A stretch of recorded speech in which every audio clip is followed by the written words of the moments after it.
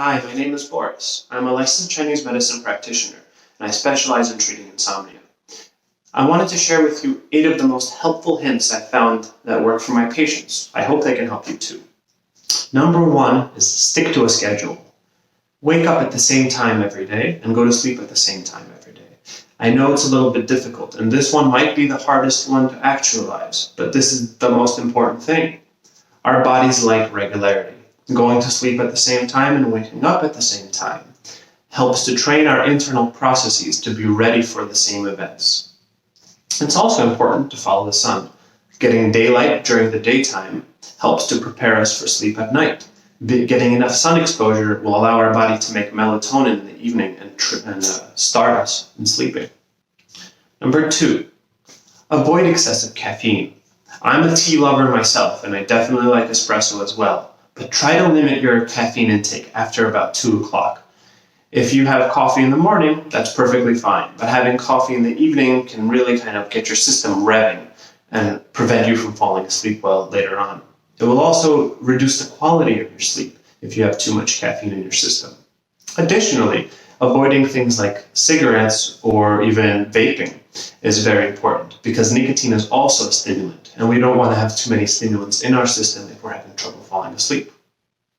Number 3, skip the nightcap. If you're having trouble sleeping, I would avoid drinking in the evenings. Drinking in the evenings actually negatively influences the quality of our sleep. Even though it may seem like we have an easier time falling asleep, with alcohol in our systems, we're unable to get into the deep sleep states, and we're unable to fully benefit from being asleep.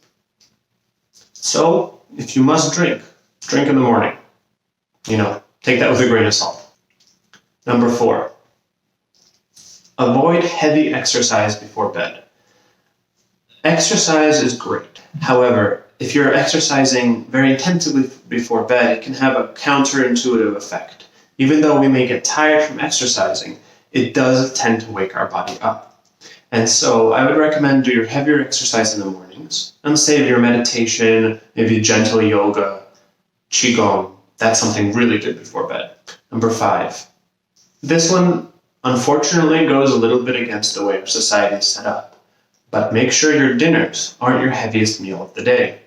And if your dinners are heavy, try to schedule them a little bit earlier on. Having a full belly when you go to bed is really deleterious to our quality of sleep. Our body forces all of its energy to digest the food and break it down, rather than repairing the body and cleaning the brain and having a nice restful sleep. Number 6, relaxing before bed. Do something nice and relaxing for yourself before bed. Meditate, read a book, maybe soak your feet in an herbal bath, or just take a hot bath. These are really great ways to calm everything down and prepare you to enter the sleeping state. The one thing that people do a lot to relax before bed is watch TV. And, this is a little bit questionable. There's 2 things about this that cause issues. Number 1 is that the blue light from TV screens and from computer screens and phone screens actually tricks our mind into thinking it's daytime and can actually wake you up. The second thing is that oftentimes TV shows are very exciting and aggravating or exhilarating, and they will get your mind going again and stop you from falling asleep. Number 7, having a cold room to sleep in actually improves the quality and the ease with which someone can fall asleep. It makes sense. Think about it. It's nice and cozy. You're going to snuggle up with your blanket. It's much easier to fall asleep than if it's hot and you can't get comfortable. Number 8. This one is very important. If you can't sleep, get out of bed. You can do something else. Read a book, breathe, meditate, maybe write your plan for the next day. Don't spend the time in bed being anxious. We don't want to build that association in our head that going to sleep is a difficult and anxiety-inducing event. If you can't sleep, get out of bed and do something else. It's a better use of your time. Once you're sleeping, you'll be able to fall asleep much more easily. So those are the 8 hints. I hope they're helpful for you.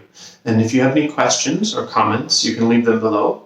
Otherwise, you can email me. I'll put my contact in the link below. Thank you.